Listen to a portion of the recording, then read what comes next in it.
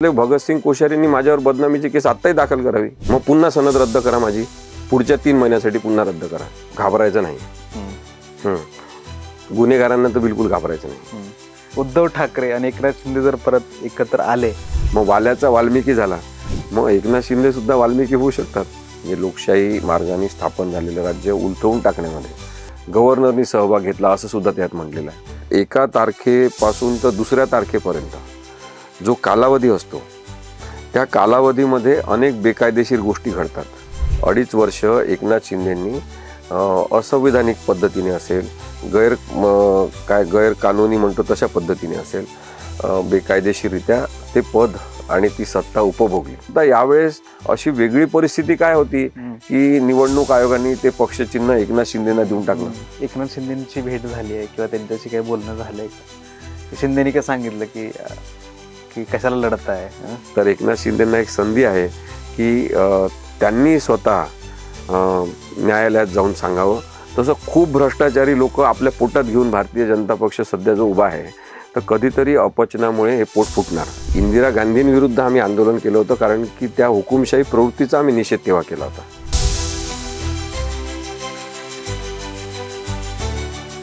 2019 नंतर महाराष्ट्राच्या राजकारणाची जागतिक पातळीवर दखलगिरी असं म्हटलं जातं.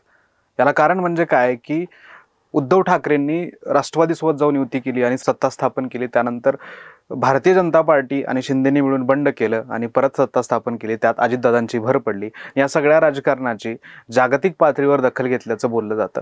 पण नुकतंच जो वाद सुरू आहे सुप्रीम कोर्टामध्ये, शिंदे वर्सेस ठाकरे, त्यांचा ठाकरेंचा आरोप आहे की पक्षचिन्ह आणि चिन्ह हे शिंदेंनी चोरलंय म्हणून. या सगळ्या विषयावर बोलण्यासाठी आज माझ्यासोबत आहेत सुप्रसिद्ध वकील ॲडव्होकेट असीम सरोदे सर. सर, तुमचं टीओडी मराठी टाइम्स ऑफ डेमोक्रेसीमध्ये मी स्वागत करतो.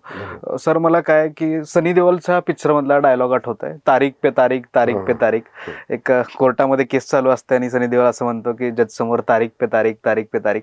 तसाच कुठंतरी प्रत्यय यायला लागलाय, जो की आता मी उल्लेख केला की शिंदे वर्सेस ठाकरेंचं जे चाललंय पक्षचिन्ह आणि पक्ष आणि चिन्हांच्या, पक्ष कुणाचा, चिन्ह कुणाचं, यावरती तुम्ही या सगळ्या गोष्टीत प्रत्यक्ष आहात, सगळ्या भूमिकेत तुम्ही काम करताय.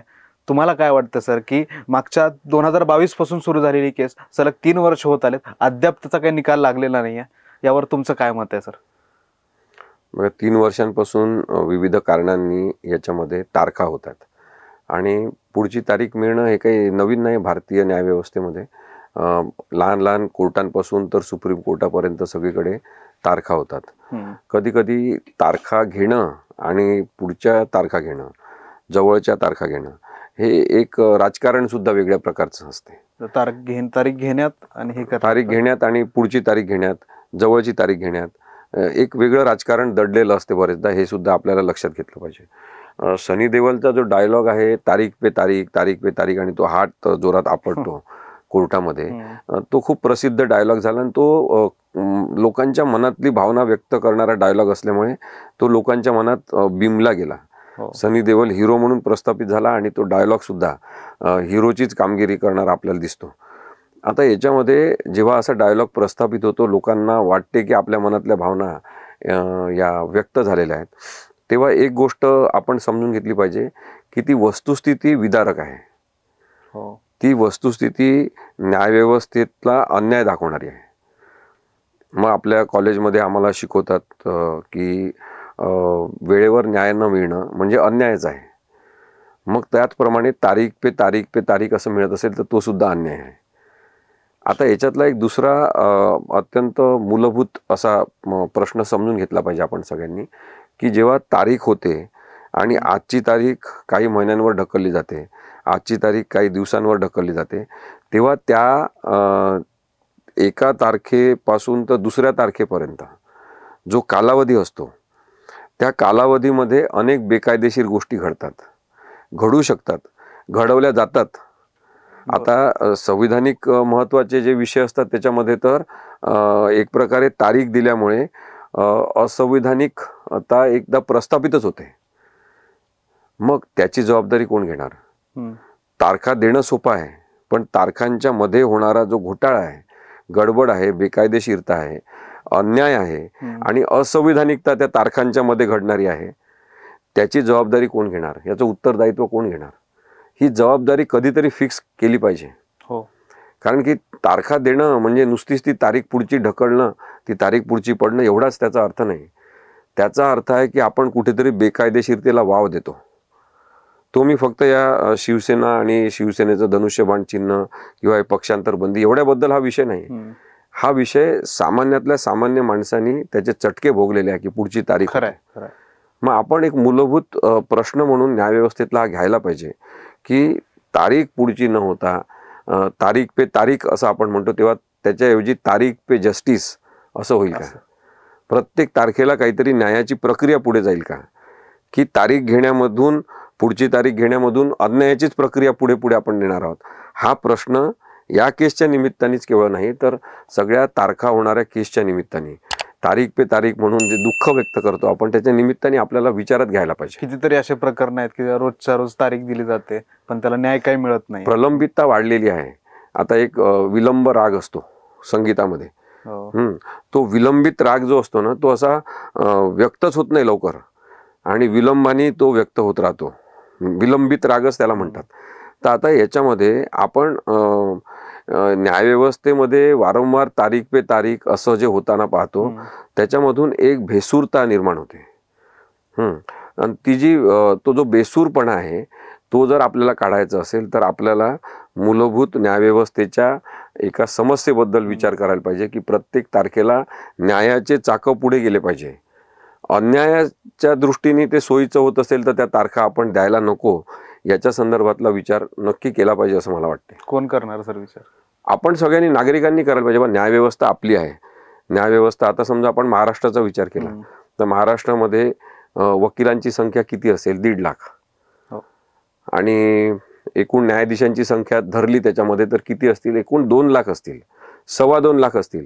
या 13 कोटी लोकसंख्येच्या महाराष्ट्र राज्यामध्ये जर 2-2.5 लाख न्यायव्यवस्थेतले लोक, वकील आणि न्यायाधीश आणि कर्मचारी सगळे, हे सगळे जर आपण 2.5-3 लाख लोक 13 लाख लोकांच्या प्रश्नांवर बसून राहू शकतात का? 13 कोटींच्या प्रश्न. 13 कोटी सॉरी. तर या 13 कोटी लोकांपैकी किती जण कोर्टांमध्ये जातात असा विचार केला तर मला वाटते की 2 ते 3 कोटी लोकांच्या केसेस कोर्टांमध्ये असतील. त्यामुळे हा त्या लोकांचा प्रश्न आहे जे विश्वासाने कोर्टामध्ये जातात, विश्वासाने न्यायव्यवस्थेकडे बघतात की ही न्यायव्यवस्था आमची आहे, आम्हाला न्याय इथे मिळेल. तिथे तारखांच्या निमित्ताने त्यांच्यावर अन्याय व्हायला नको याच्यासाठी सगळ्यांनी पेटून उठायला पाहिजे. वकिलांनी त्याच्यासाठी काम करायला पाहिजे, न्यायाधीशांनी त्यासाठी काम करायला पाहिजे, न्यायालयीन कर्मचाऱ्यांनी काम करायला पाहिजे.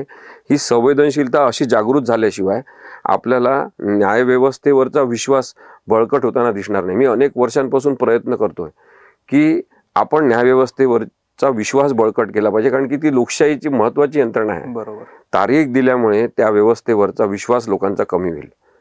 नक्कीच सर.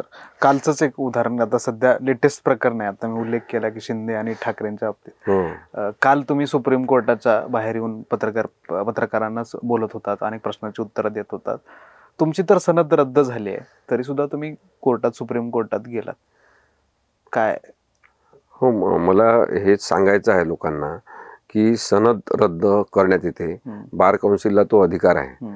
गैरवर्तणूक कोणी केली असेल, बदमाशी कोणी केली असेल, वकिली व्यवसायाचा गैरवापर केला असेल तर त्या संदर्भात निर्णय घेण्याचे सगळे अधिकार हे ॲडव्होकेट्स ॲक्टनुसार आणि बार कौन्सिलला आपण दिलेले, त्याबद्दलची प्रक्रिया सुद्धा डिफाईन केलेली आहे. पण मग कोणीही आपल्या मर्जीने गैरवर्तणूक म्हणजे काय असा अर्थ लावून कोणाची सनद रद्द करत असेल तर ते सुद्धा चांगलं नाही. पण आता माझी सनद, इतके नामवंत ख्यातनाम वकील आहेत, यांनी कुठलं काय गैरवर्तन केले सनद रद्द करायची वेळ? आता कोणाच्या दृष्टीने आपण सत्य पाहतो तेव्हा आपल्या दृष्टीने मला ते वेगळं सत्य दिसते, दुसऱ्यांना ते दुसरं दिसलं असेल.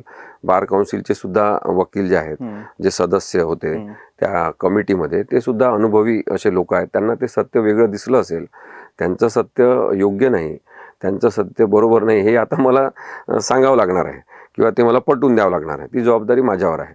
त्यांनी त्यांची जबाबदारी पार पाडलेली आहे. पण सनद नाही, आता सनद रद्द करणं जे आहे त्याचा अर्थ एवढाच आहे की मी न्यायालयामध्ये ती जी पांढरं बँड असते वकिलांचं ते बांधून जाऊन तिथे युक्तिवाद करू शकत नाही, मी आर्ग्युमेंट करू शकत नाही. बाकी वकील म्हणून असलेल्या सगळ्या गोष्टी मी करू शकतो. बरं. मी क्लायंटशी बोलू शकतो, मी नोटिसेस पाठवू शकतो, मी लोकांना कायदेविषयक सल्ला देऊ शकतो. माझं जे कायदेविषयक प्रबोधनाचं काम मागच्या 26 वर्षापासून मी करतोय ते मी करू शकतो. गरिबांसाठी मी मीटिंग्स घेऊ शकतो. काही कायदेशीर प्रश्न असतील तर त्या संदर्भात जाहीर मीटिंगसुद्धा मी घेऊ शकतो. मी न्यूजपेपरमध्ये ॲडव्होकेट असीम सरोदे अशा नावाने आर्टिकल लिहू शकतो. कारण ॲडव्होकेट हे जे माझ्या नावाच्या मागे लागलेलं आहे ती मी कमावलेली पदवी आहे. ती माझ्या मेहनतीने बुद्धिमत्तेच्या आधारे कमावलेली पदवी आहे. ती ॲडव्होकेट हे नाव लावण्याची माझे अधिकार कोणी काढून घेऊ शकत नाही. केवळ माझे युक्तिवाद करण्याचे, न्यायाधीशांसमोर कोर्टात जाऊन युक्तिवाद करण्याचे अधिकार जे आहेत ते 3 महिन्यासाठी निलंबित केलेले आहेत. 3 महिन्यांनी पुन्हा मी कोर्टात येणार आणि याच्यापेक्षा जोरदार पद्धतीने मी काम करणार. कारण की सत्य बोलणं जर कोणाला चुकीचं वाटत असेल तर मग मला वाटते की सत्य बोललेलं आपण जे आहे ते योग्य व्यक्तींपर्यंत पोहोचलेलं आहे. आणि त्यामुळे सत्याची किंमत प्रत्येक वेळेस असते. यावेळेस ती सनद असेल 3 महिन्यासाठी निलंबित होणं, पण सत्य आपण बोलत राहिलं पाहिजे प्रत्येकाने. पण मी तुम्हाला हे पण सांगितलं की त्यांनी एक सत्य पाहिलं असेल तर त्यांना आपण योग्य सत्य हे नाही हे पटवून देण्याची जबाबदारी आता माझी आहे. त्यासाठी काय करताय तुम्ही आता? त्यासाठी आता मी बार काउन्सिल ऑफ इंडियाकडे अपील करू शकतो, ते मी केलेलं आहे. जर तिथे काही झालं नाही तर मी सुप्रीम कोर्टात जाऊ शकतो, हायकोर्टात जाऊ शकतो, ते पण मी करीन. कारण की 3 महिने झाल्यावर मी काही शांत बसणार नाही. 3 महिने झाले, 3 महिने काही मुद्दाम हिअरिंगच कोणी होऊ दिलं नाही असं काही वक्र दृष्टीतून काही जण काम करत असतील तरी सुद्धा मी ही केस एका लॉजिकल एंडला नेणार की तुम्ही मिसकंडक्ट कशाला म्हणता, प्रोफेशनल मिसकंडक्ट तुम्ही कशाला म्हणता, व्याख्या त्याच्यामध्ये नक्की नसेल तर गैरवर्तणूक म्हणजे काय हे विमजिकली ठरवण्याचा अधिकार कोणाला नाही. आणि तशा पद्धतीने कोणाची सनद तुम्ही रद्द करत असाल, आज हे माझ्यावर आलेलं आहे, तसं अनेकांवर येऊ शकते. यापूर्वी तर मी प्रकरणं पाहिले आता तर मिसकंडक्टमध्ये आर्थिक गैरव्यवहार झालेला आहे, पक्षकारांप्रती पक्षपातीपणा झालेला आहे, न्यायालयाची दिशाभूल केलेली आहे. अशा प्रकरणी गैरवर्तणूक आपण समजू शकतो. पण जो व्यक्ती माझा क्लायंट नाही त्यांनी माझी तक्रार करायची, तिसऱ्याच व्यक्तींचा अपमान झाला म्हणून त्यांनी तिथे कांगावा करायचा की राज्यपालांचा मी अपमान केला कारण त्याला फालतू माणूस म्हटलं. आता मी अनेक साहित्यिक लोकांशी बोललो की फालतू शब्द आला कुठून, फालतू शब्द एवढा चुकीचा आहे का, शिवी आहे का ती. त्यांनी सांगितलं नाही, फालतू शब्द आपण सर्रास वापरतो मराठी बोली भाषेमध्ये सुद्धा, हिंदीमध्ये सुद्धा आणि इतर काही भाषांमध्ये सुद्धा, मला वाटते बंगाली भाषेत सुद्धा वापरतात. तर त्यांनी मला सांगितलं की फालतू शब्दाची व्युत्पत्ती जी आहे ती शिवी म्हणून नाही, ती असंवैधानिक शब्द म्हणून त्याची कुठे नोंद नाही. आणि त्यामुळे फालतू शब्द ज्या संदर्भात मी वापरला तो संदर्भ लक्षात घेतला तरी त्याच्यामध्ये असं काही आपण त्या पदाची अवहेलना केली नाही. आता दुसरा एक मुद्दा तुम्ही लक्षात घ्या, सातत्याने काही लोक सत्य सांगत आहेत, मी एकटा सांगतो असं नाही. प्रत्येक जण जो संविधानिक पदावर बसलेला आहे त्याला त्या संविधानिक पदाची गरिमा किंवा प्रतिष्ठा राखण्याची जबाबदारी त्या व्यक्तीवर आहे. मग तो व्यक्ती जर भगतसिंग कोश्यारी तेव्हा होते, मी हे वक्तव्य केलं तेव्हा ते नव्हते, मग त्या पदावर ते निघून गेले होते. भगतसिंग कोश्यारींनी महात्मा फुले आणि आपली सावित्रीबाई फुले यांच्याबद्दल अत्यंत काय उच्छृंखल स्वरूपाचं विधान केलं. छत्रपती शिवाजी महाराजांबद्दल त्यांनी तसंच विधान केलं. ते अनेकदा वाईट विधानं त्यांनी केले. मग ते संविधानिक पदावर बसले आहेत म्हणून त्यांना काही म्हणायचं नाही, त्यांनी काही पण म्हटलं चालेल असं कसं चालणार आहे. आणि मग मी जर एक अत्यंत योग्य शब्द, सौम्य शब्द त्यांच्यासाठी वापरला असेल किंवा फालतू माणूस होता तर त्याचा राग तिसऱ्याच माणसाला येईल. मी त्यांना तेव्हाही सांगितलं भगतसिंग कोश्यारींनी माझ्यावर बदनामीची केस आत्ताही दाखल करावी, पण तिसरा माणूस कसा म्हणतो. मग दुसरी गोष्ट, राहुल नार्वेकर विधानसभा अध्यक्ष, त्यांनी निर्णय दिला, तो निर्णय चुकीचा आहे, तो निर्णय असंविधानिक आहे, तो घटनाबाह्य आहे. मी आत्ता सुद्धा तुमच्या चॅनलवर सांगतो, मी हे सांगत राहीन, याच्यानंतर सुद्धा सांगत राहीन. मग पुन्हा सनद रद्द करा माझी, पुढच्या 3 महिन्यासाठी पुन्हा रद्द करा. म्हणजे त्याच्यात काही अर्थ आहे का. जे वास्तव आहे तो निकालाचा अन्वयार्थ मी जर चांगल्या शब्दात सांगितला असेल तर त्याचं एवढं दुःख होण्याचं कारण काय तिसऱ्या एका माणसाला. राहुल नार्वेकरांनी माझ्यावर केस करायला पाहिजे होती, त्यांना तर माझ्यावर तिथे विधानसभेमध्ये सुद्धा खटला चालवण्याची परवानगी मिळू शकते, तसं त्यांनी करायला पाहिजे होतं. पण तिसराच कोणीतरी माणूस येतो, तो सांगतो.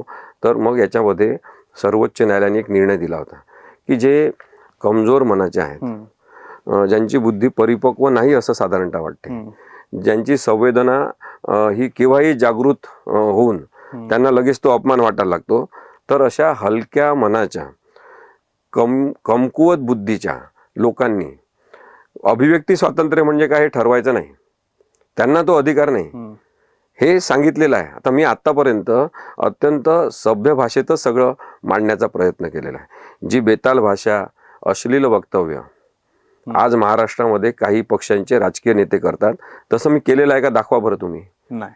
मग तुम्ही मला अशा प्रकारे टार्गेट का करता असा प्रश्न मी विचारण्याच्या आधी सनद रद्द झाल्यावर माझ्यासोबत जे सामान्यातले सामान्य माणसं उभे राहिले महाराष्ट्रामधले, मुंबई, ठाणे, पनवेल, त्यानंतर अमरावती, अकोला, यवतमाळ, नंतर कोल्हापूर, सोलापूर, अशा अनेक ठिकाणी लोकांनी स्वतः येऊन निदर्शनं केले, निषेध केला की अशा प्रकारे सनद रद्द करायला नको. याच्यापूर्वी हे कधी झालं नाही. हे लोकांचं माझ्यावरचं प्रेम आहे ना, ती मी माझ्या कामाची पावती समजतो. वकिलांनी सुद्धा याचा निषेध केला. इव्हन बार काउन्सिल मधले अनेक सदस्य असलेले अनुभवी, काही आत्ता सदस्य नाहीत ते आणि आत्ता सदस्य आहेत ते, अशा लोकांनी मला फोन करून सांगितलं रे आमचा हा निर्णय चुकलेला आहे, आमच्या काही मित्रांनी दिलेला, पण आता काय करू शकतो, तुम्ही अपील करा. आणखीन एक चर्चा त्यावेळेस सर समाजात ज्यावेळेस सनद रद्द झाल्याची बातमी आली, त्याच्या अगोदर नुकतंच एक प्रकरण घडलं होतं. भारताचे जे सरन्यायाधीश आहेत भूषण गवई यांच्यावर एका वकिलांनी बूट फेकला होता. त्याच्यावर काही कारवाई झाली नाही, ते प्रकरण गेलं. पण असीम सरोदेंवर डायरेक्ट सनद रद्द करायची वेळ आली.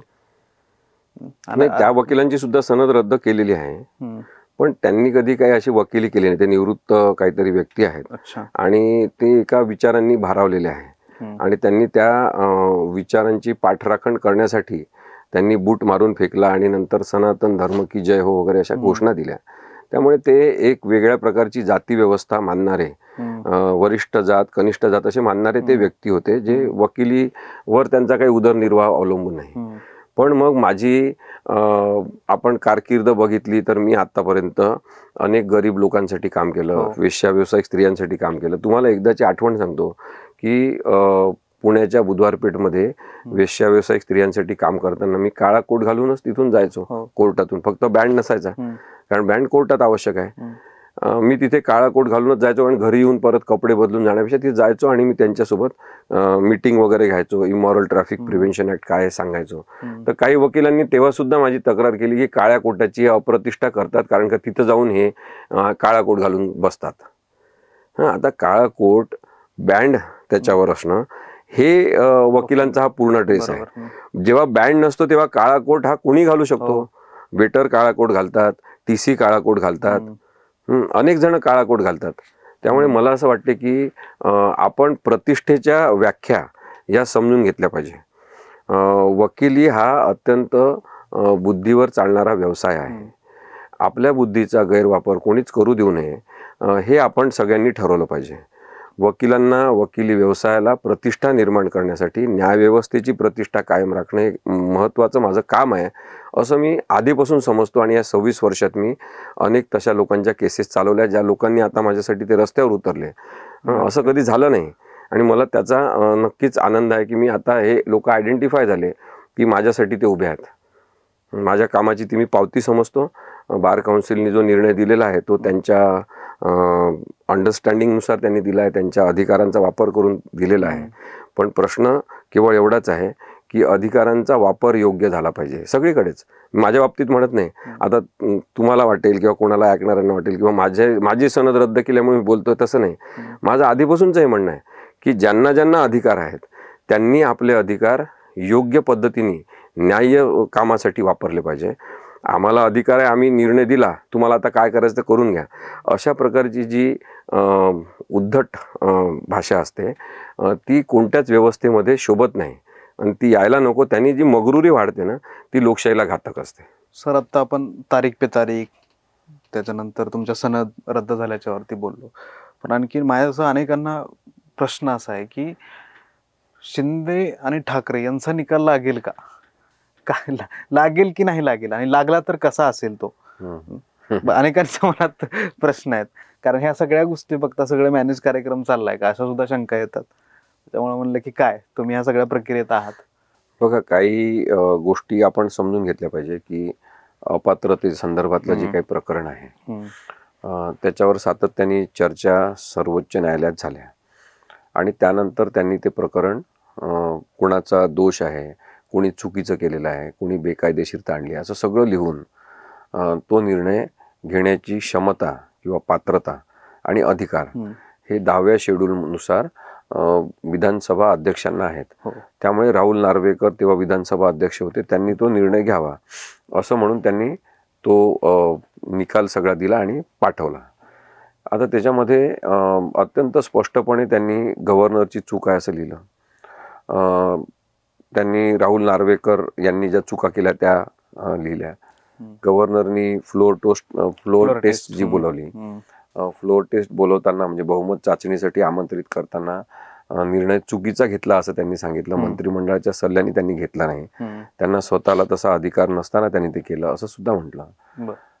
गव्हर्नरनी तर हे राज्य उलथवून टाकण्यामध्ये म्हणजे लोकशाही मार्गाने स्थापन झालेलं राज्य उलथवून टाकण्यामध्ये गव्हर्नरनी सहभाग घेतला असं सुद्धा त्यात म्हटलेलं आहे.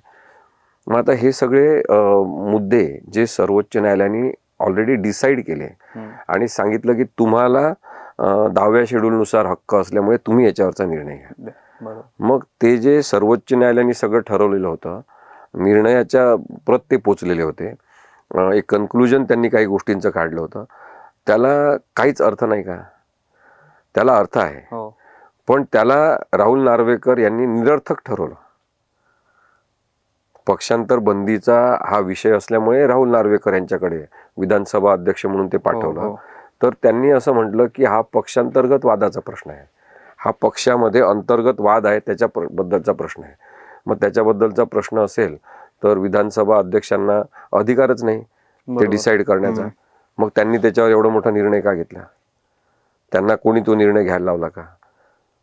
त्यांच्यावर कोणी दबाव आणला का? तर तसं आणला नसेल कदाचित दबाव, पण मग लोकांच्या मनात असंख्य शंका याच्यामुळे निर्माण झाल्या.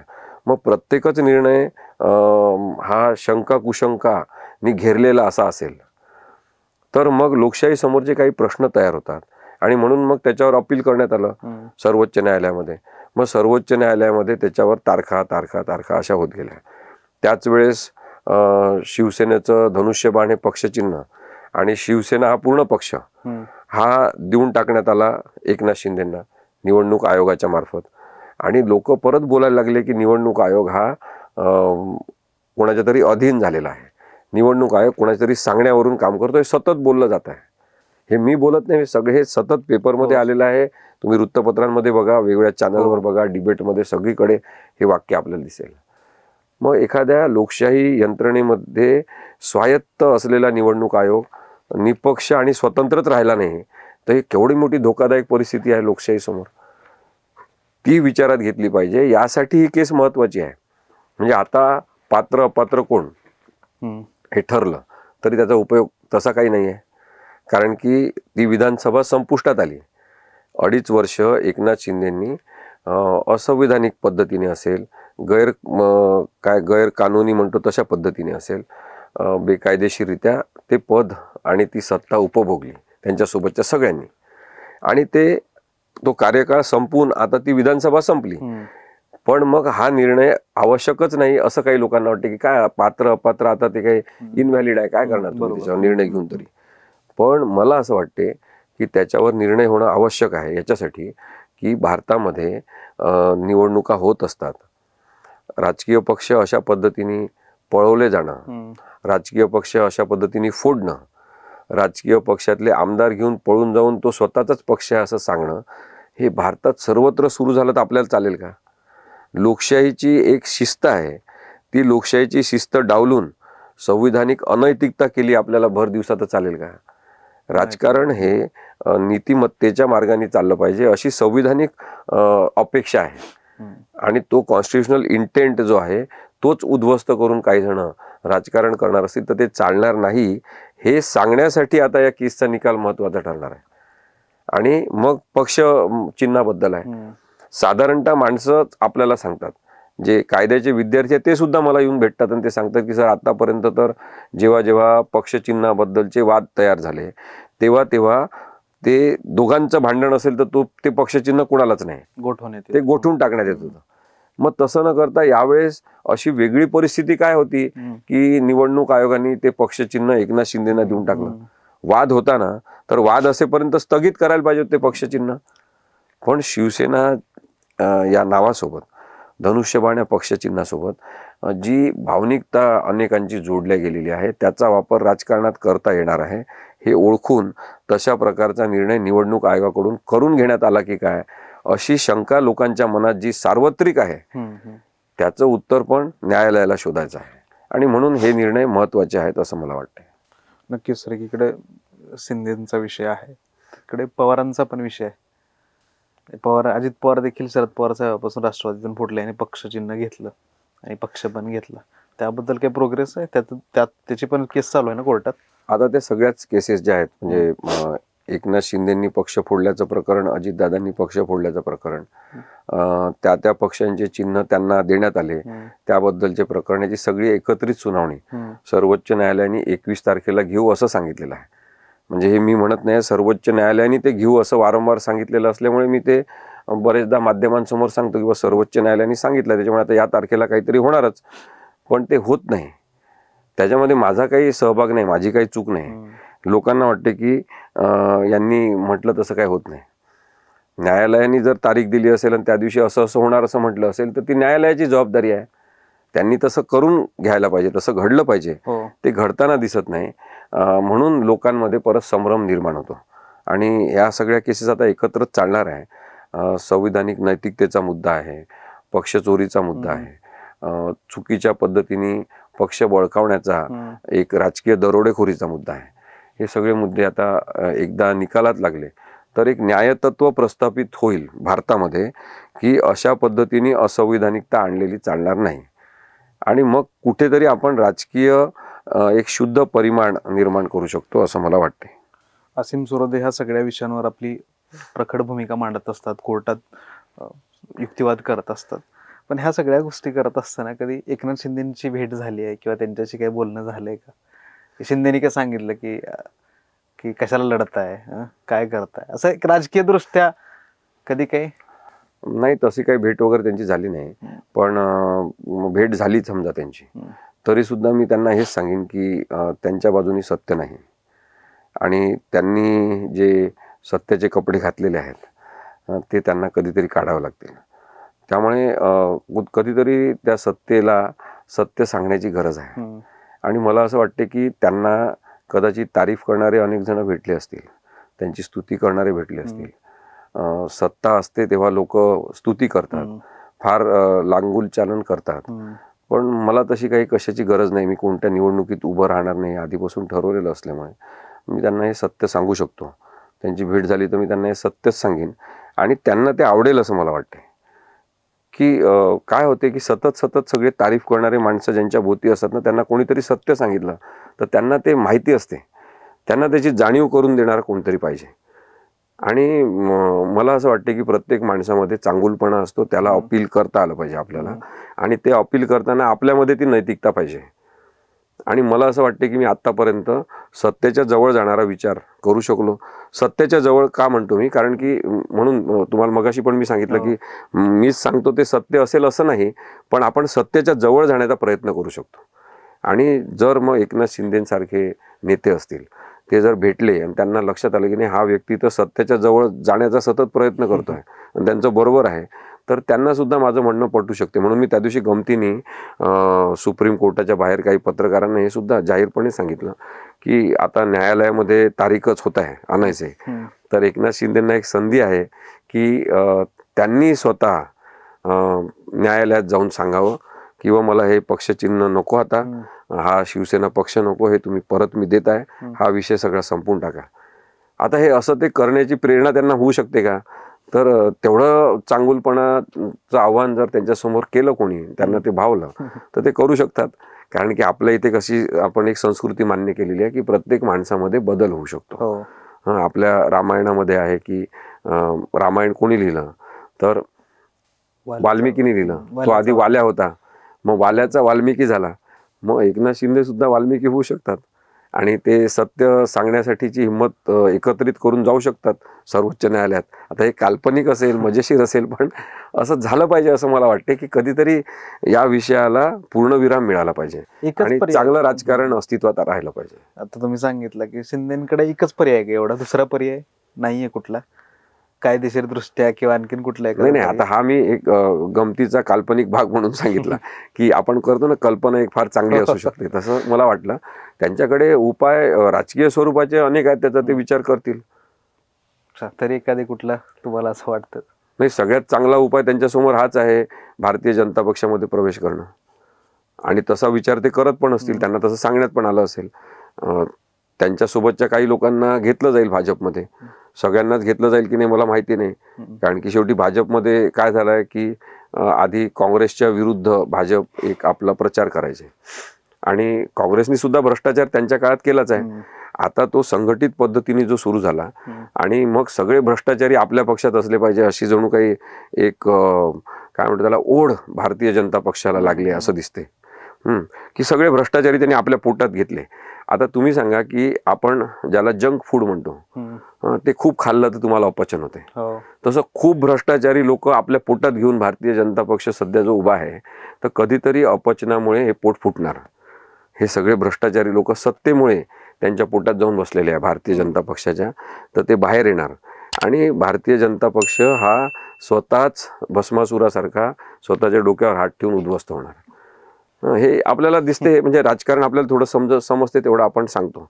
आपल्याला त्या काही लोक म्हणतील मग की तुम्ही कशाला राजकारणाबद्दल बोलता, तुम्ही राजकारणात आहे का? पण मला हेच सांगायचं आहे ज्ञानेश की आपण राजकारणात नसलो म्हणजे आपण राजकारणाबद्दल बोलायचं नाही का? बोलू शकतो. मी नागरिक आहे, तुम्ही नागरिक आहात.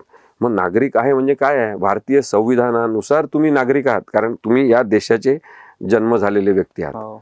मग आता त्याच्यामध्ये नागरिक असणं ही संविधानिक कल्पना आहे. संविधानाने जन्म दिलाय नागरिक या राजकीय संकल्पनेला, आणि त्यामुळे मी नागरिक असणं हेच राजकीय संकल्पनेचा भाग असेल तर मी राजकारणाबद्दल बोललं तर काय हरकत आहे? प्रत्येकाने बोलावं राजकारणाबद्दल असं मला वाटते, आपलं मत मांडावं. 24 तास राजकारण डोक्यावर घेऊन, 24 तास राजकीय बिल्ले लावून, 24 तास राजकीय झेंडे असे खांद्यावर घेऊन फिरण्यापेक्षा आपल्याला सजग नागरिक पाहिजे, जे राजकीय संतुलित विचार करतील. आणि निवडणुकीच्या वेळेस आपण ठरवू कोणाला मत द्यायचं ते. आणि आता तुम्ही मत मांडण्याचं हे केलं, मला एक असा प्रश्न आहे त्याच्यावर तुमचं मत अपेक्षित आहे. उद्धव ठाकरे आणि एकनाथ शिंदे जर परत एकत्र आले येऊ शकतील का, यावर तुमचं काय मत आहे? मला प्रथम दर्शनी आणि इमिजिएटली हेच वाटते की ते एकत्र येण्याची शक्यता काही नाही. पक्ष म्हणून कोणते पक्ष एकत्र येतात हे राजकीय सोयीसाठी आजकाल ठरवलं जाते. त्यामुळे राजकीय गणित वेळेवर बदलत असतात. आपण हे म्हणतो सुद्धा बोलताना सामान्य माणसं की राजकीय लोक काय एकमेकांचे शत्रू नसतात. ते केव्हा कोणाचे मित्र होतील आपल्याला सांगता येत नाही. पण उद्धव ठाकरे साहेबांना ज्या पद्धतीने हा राजकीय धोका देण्यात आलेला आहे, ज्या पद्धतीने विश्वासघात त्यांचा करण्यात आलेला आहे, त्याच्यातून मला असं नक्की वाटते की एकनाथ शिंदे आणि उद्धव ठाकरे साहेब हे काही एकत्र कधी येणार नाहीत. आता दुसरी एक गोष्ट फक्त शेवटची मला सांगायची आहे, कारण सतत लोक तो आरोप करत असतात की भारतीय जनता पक्ष आणि मूळ शिवसेना म्हणजे उद्धव ठाकरेंची हे एकत्र लढले निवडणूक, एकत्र निवडणूक लढून एकत्र ते सत्तेत यायला पाहिजे होते. पण उद्धव साहेबांनी वेगळा निर्णय घेतला आणि राष्ट्रवादी काँग्रेस शरद पवार साहेबांच्या पुढाकारातून काँग्रेस, राष्ट्रवादी आणि शिवसेना असं सरकार अस्तित्वात आलं. मग लोक मला काय म्हणतात, त्यावेळेस तुम्ही संविधानाची पायमल्ली झाली म्हणून का गेले नाही कोर्टामध्ये? तर त्याचं उत्तर असं आहे की निवडणूक पूर्व युती किंवा आघाडी आणि निवडणुकीनंतर होणारी आघाडी किंवा युती याच्या संदर्भात कोणताही कायदा नाही, संविधानिक तरतूद नाही. ती त्यांची स्वतःमध्ये केलेली व्यवस्था आहे. ती टेम्पररी अरेंजमेंट आहे त्यांची, त्याच्यामध्ये कोणताही कायदा नाही. माझं आव्हान आहे नरेंद्र मोदी साहेबांना, अमित शहा साहेबांना, भारतीय जनता पक्षाच्या सगळ्या लोकांना, त्याच्या चाहत्यांना, त्यांच्या प्रेमात पडून चॅनल चालवून शिवीगाळ करणाऱ्यांना सुद्धा, की तुम्ही मागणी करा ना अमित शहा साहेबांना आणि नरेंद्र मोदींना की तुम्ही असा एक कायदा करा की निवडणूक पूर्व युती किंवा आघाडी झाली असेल तर त्यांनी ती तशीच पाळली पाहिजे शेवटपर्यंत, याचा कायदा करा. तो कायदा करा, तसा झाला कायदा तर त्याचं उल्लंघन झालं तर मी बोलायला उभा राहीन. पण कायदा नाही आहे, ते तुमच्या राजकीय सोयीसाठी तुम्ही हो, केलेली हो. युती किंवा आघाडी आहे, ती मोडली असेल तर त्याच्यामध्ये बेकायदेशीरता, असंविधानिकता काही नाही आहे. त्यामुळे मी त्याच्याबद्दल बोलू शकत नाही, ही माझी अडचण आहे. राजकीय पण मला तुम्ही जर विचारलं तर ते अनैतिक आहे, तशा पद्धतीने करणं अनैतिक आहे. आता प्रत्येक अनैतिक गोष्ट ही बेकायदेशीर नसते, त्यासाठी शिक्षा नसते. हा एक मुद्दा सगळ्या लोकांनी लक्षात घेतला पाहिजे. नक्कीच सर. सर मी ज्यावेळेस बघत होतो त्यावेळेस तुमच्याबद्दल थोडासा बऱ्याच दिवसापासून मी तुमच्या सगळ्या गोष्टी बघत असतो, कायदेशीरदृष्ट्या ज्या काही तुम्ही मांडणी करता त्या ऐकत असतो. पण एक असं वाटतं की असीम सरोदेंची ओळख म्हणजे काय की क्रिमिनल लॉयर आहेत, मानवाधिकार लॉयर आहेत, काम करतायत. पण नेमकी त्यांची पार्श्वभूमी काय आहे की अनेक गरिबांना पण असं एक चर्चा असते की हायेस्ट म्हणजे फीस घेणारा वकील, दुसरीकडे एक अशी एक चर्चा असते की सर्वसामान्य लोकांना मदत करणारा वकील म्हणून. दोन्ही अँगलनी त्या सगळ्या गोष्टींवर चर्चा होत असते. पण हे सगळं करत असताना काय की पाठीमागचं बॅकग्राऊंड काय बाबा, की आपण हा प्रवास सुरू केला आणि आज ह्याच्यावरती आलो, ह्याच्याबद्दल तुम्हाला काय काय सांगाल जरा? माझ्या घरामध्ये एक सामाजिक संवेदनशीलता, सामाजिक कार्याची पार्श्वभूमी अशी आहे. माझ्या आजोबांनी आचार्य विनोबा भावे यांच्यासोबत काम केलं आणि ते करताना आमची घरची 100 एकर जमीन त्यांनी तेव्हा भूदानात दिली. आता जमिनीचा प्रश्न आपण आज पाहतो पुण्यामध्ये की जमिनीसाठी कसे हापापलेले लोक आहेत. त्या पार्श्वभूमीवर एखादी 100 एकर जमीन आपली दान करणं, ही जी दानत तेव्हा लोकांमध्ये होती ती माझ्या आजोबांनी प्रकर्षाने दाखवली. मग तेव्हा पंडित जवाहरलाल नेहरूंनी घोषणा केली की बुधानामध्ये ज्या जिल्ह्यात 1,00,000 एकर जमीन मिळेल तिथे मी स्वतः जाईन. तर आमच्या जिल्ह्यामध्ये त्यांनी 1,00,000 एकर जमीन गोळा केली, माझ्या आजोबां त्यांचे काही मित्रांनी मिळून, आणि एक बुधान चळवळीला मोठा हातभार त्यांनी लावला. खूप मोठं समाज परिवर्तनाचं ते काम होतं. मग माझे वडील हे स्वतः वेगवेगळ्या आंदोलनांमध्ये होते. तर तेव्हा त्यांनी जयप्रकाश नारायण यांच्यासोबत सहभाग घेतला आणि इंदिरा गांधींच्या आणीबाणीला त्यांनी विरोध केला. मग ते दिल्लीला जाऊन त्यांनी जेव्हा इंदिरा गांधींसमोर घोषणा दिल्या तेव्हा त्यांना अटक झाली आणि ते तिहाड सेंट्रल जेलमध्ये होते साधारणतः 9 ते 10 महिने. तर ही पार्श्वभूमी माझी आहे की माझ्या वडिलांना जेव्हा माझ्या बहिणीने विचारलं, जेव्हा इंदिरा गांधींची हत्या झाली, की माझ्या वडिलांच्या डोळ्यात पाणी येत होतं, तेव्हा माझ्या बहिणीने विचारलं, तुम्ही का रडता, तुम्ही तर इंदिरा गांधी विरुद्ध आंदोलन केलं होतं. तेव्हा माझ्या वडिलांनी प्रश्नाचं जे उत्तर दिलं ना, ती मला वाटते आमच्या कामाची एक दिशा आहे, विचार करण्याची दिशा आहे. की बाबांनी माझ्या सांगितलं की इंदिरा गांधींविरुद्ध आम्ही आंदोलन केलं होतं कारण की त्या हुकुमशाही प्रवृत्तीचा आम्ही निषेध तेव्हा केला होता. इंदिरा गांधी या व्यक्तीविरुद्ध ते आंदोलन होतं, ते प्रवृत्तीविरुद्ध होतं. मग आता तेव्हा माझे वडील जसे हुकुमशाहीच्या विरुद्ध होते तसं मी सुद्धा आता व्यवस्थेमधल्या असेल किंवा राजकीय स्वरूपाच्या हुकुमशाहीच्या विरुद्ध मी आहे. व्यक्ती बदलत जातात पण हुकुमशाही जर कोणी करत असेल तर ती आपल्याला मान्य नाही, हे सांगितलं पाहिजे. हे माझ्या वडिलांनी सांगितलं. त्यांना तेव्हा कारागृहात राहावं लागलं राजकीय बंदी म्हणून. तर ही पार्श्वभूमी घेऊन वकिली करताना, आता मी 26 वर्ष वकिली करतो, पण मग मी 10 वर्ष सुरुवातीचे मोफत वकिली केली. खूप लोकांच्या केसेस चालवल्या, सेक्स वर्कर्सच्या चालवल्या, वृद्ध आणि अपंग लोकांच्या चालवल्या, बेघर लोकांच्या चालवल्या. महाराष्ट्रामध्ये जिथे पारधी लोकांच्या अनेक समस्या असतात तिथे जाऊन जाऊन त्या कोर्टांमध्ये त्या केसेस चालवल्या. ज्या डोमेस्टिक व्हायलन्स आपण म्हणतो, कौटुंबिक हिंसा सहन करणाऱ्या गरीब बायांच्या केसेस चालवल्या. परितक्त्या म्हणजे सोडून दिलेल्या स्त्रिया असतात त्यांच्या केसेस चालवल्या, पर्यावरणाच्या केसेस चालवल्या. हे सगळं करत करत मी कायद्याच्या संदर्भात कॉलेजमध्ये शिकलो नाही तेवढं ह्या केसेस चालवताना या लोकांकडून शिकलो. ते लोक म्हणजे जे दररोज त्यांच्या जीवनात, तुम्ही विचार करा, एक वेश्याव्यवसायिक स्त्री, तिच्या जीवनात दररोज मानवी हक्कांचं उल्लंघन आहे, माणूस म्हणून व्हॅल्यूच नाही. भिकाऱ्यांसाठी मी काम केलेलं आहे, भिकाऱ्यांच्या हक्कांसाठी. मग आता भिकाऱ्यांच्या जीवनामध्ये काय आपण न्याय मिळवून देणार, कोणाला सांगणार? अपंगत्वाचं जीवन जगणाऱ्या लोकांना आपण वजाबाकीच त्यांची करून टाकलेली आहे की तुम्हाला काही नाही मिळालं तरी तुम्ही घासत चाला, कसेही चाला, मानवी प्रतिष्ठाच नाही. त्या लोकांसोबत मी काम केलेलं आहे, ते अजूनही करतो. अजूनही मला जेव्हा जेव्हा ते लोक बोलवतात मी त्यांना मदत करतो. पण मग काही कालांतराने मी व्यावसायिक वकिली पण सुरू केली आणि सोशिओ लिगल लॉयरिंग आपण त्याला म्हणतो, सामाजिक भान ठेवून समाजाभिमुख वकिली करायची. मग त्याच्यामध्ये मी माझ्यासोबतच्या आता सगळ्या वकिलांना सांगतो की अप्रामाणिक लोक डॉक्टर होतात, अप्रामाणिक लोक काही पोलीस होतात, अप्रामाणिक लोक काही वकील होतात, अप्रामाणिक काही लोक न्यायाधीश सुद्धा होतात आणि काही अप्रामाणिक लोक पत्रकार सुद्धा असतात. मग हे सगळेजण पैसे कमवतात. तर अप्रामाणिक माणूस जर पैसे कमवू शकत असेल तर आपल्या प्रामाणिकपणाची किंमत जास्त असली पाहिजे. आणि म्हणून मी ठरवलं आता की प्रामाणिकपणे आपण काम करतो ना, मग आपली फी अप्रामाणिक माणसापेक्षा जास्त असली पाहिजे. तशी त्याची कमाई झालीच पाहिजे. मेहनतीने आपण आपल्या बुद्धिमत्तेच्या आधारे पैसे कमवणं हे काही पाप नाही. आणि म्हणून मग तुम्ही म्हणता तसं मी त्याचं बॅलन्स करणं शिकलो की मदत पण करायची आहे लोकांना, पण त्याचबरोबर जे पैसे देऊ शकतात, ज्यांच्याकडून पैसे घेतले पाहिजे, ज्यांचा व्यक्तिगत काहीतरी फायदा एखाद्या केसमधून होणार आहे, त्या लोकांकडून फी पण तेवढीच मजबूत घेतली पाहिजे. हे माझं सगळ्या वकिलांना सांगणं आहे. आणि याच्यामध्ये काही चुकीचं आहे असं मला वाटत नाही. तर ती वकिली करत असताना मग धमक्या येतात. धमक्यांचे फोन अनेकदा आले. 2 वर्ष मला सरकारने 2 गनमॅन दिले होते. सरकारतर्फे प्रोटेक्शन होतं. मग सरकार बदलते, ते प्रोटेक्शन काढून घेतात. तर काय झालं आहे की धर्मांध जातीयवादी शक्ती ज्या आहेत त्या खूप जास्त पॉवरफुल झालेल्या आहेत आणि त्या समाज जीवन बिघडवत आहेत. कट्टरवादी मुस्लिम असो, कट्टरवादी हिंदू असो, कट्टरवादी शीख असो, कट्टरवादी बौद्ध असो, कट्टरवादी जैन असो, कट्टरवादी कोणत्याही जाती धर्माचा असो, कट्टरवादाला आपल्या संविधानात जर जागा नसेल तर समाजात कट्टरवादी लोकांना जागा का, हा प्रश्न आहे. आणि त्यांच्यापासून जी थ्रेट आहे ना त्याला घाबरण्याची गरज नाही असं माझं मत. आता की सर आपण बघतोय दिवसाढवळ्या खून आहेत. आता पुण्यात आहेत, आपण रोज काहीतरी प्रकरण आहेत, खुनाचे प्रकरण आहेत, मारामाऱ्या आहेत सगळे.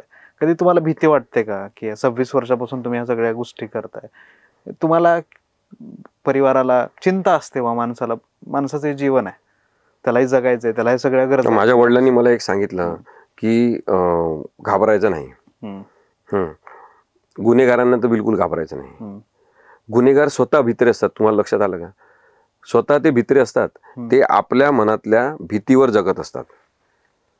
म्हणजे आता तुम्ही नेहमी एक उदाहरण आपण पाहतो की हरिण हा वाघापेक्षा जास्त वेगाने धावतो. आपण ते पाहतो आजकाल रीलमध्ये. पण तरी सुद्धा वाघ त्या हरणाला कॅप्चर करून त्याला खातो.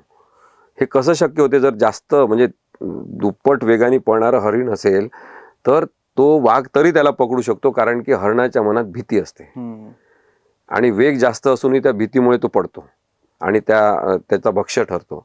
मला असं वाटते की बदमाश लोक असतील, गुंड प्रवृत्तीचे लोक असतील, ते लोक गुन्हेगार जे असतात ते गुन्हेगारी प्रवृत्ती डोक्यात घेऊन जगणारे, त्यांच्या मनातच स्वतः भीती असते. मग तसेच राजकीय लोक सुद्धा आहे ज्यांना दररोज सकाळी उठून काहीतरी सांगायचं असते, आपला फोटो दिसला पाहिजे, आपलं पोस्टर दिसलं पाहिजे, आपलं बॅनर दिसलं पाहिजे. त्यांच्या मनात भीती असते की आपलं आज काही दिसलं नाही लोकांना तर आपण विसरून जाऊ का, आपल्याला विसरले जाईल का लोक आपल्याला विसरून जाऊ नये म्हणून मग सामाजिक माध्यमातून सतत समोर समोर दिसायचं, ही भीती आहे त्यांच्या मनातली. मला असं वाटते की ज्यांच्या मनात स्वतःच भीती आहे त्यांना आपण कशाला घाबरायचं. आणि शेवटी आज समाजामध्ये सत्यासाठी काम करणाऱ्यांची किंमत आहे ना, तर ती किंमत त्यांनाही जाणवते, गुन्हेगारांना. आणि त्याची किंमत म्हणून ते जर आपल्याला मारणार असतील तर मला असं वाटते की तेव्हा भगतसिंग झाले शहीद, अनेक लोक शहीद झाले देशासाठी, स्वातंत्र्यासाठी. आता हे नवीन प्रकारचं जे गुन्हेगारी स्वरूपाचं पारतंत्र्य आपल्यावर येत आहे की गुन्हेगारी व्यवस्थेमध्ये, गुन्हेगारी राजकारणामध्ये.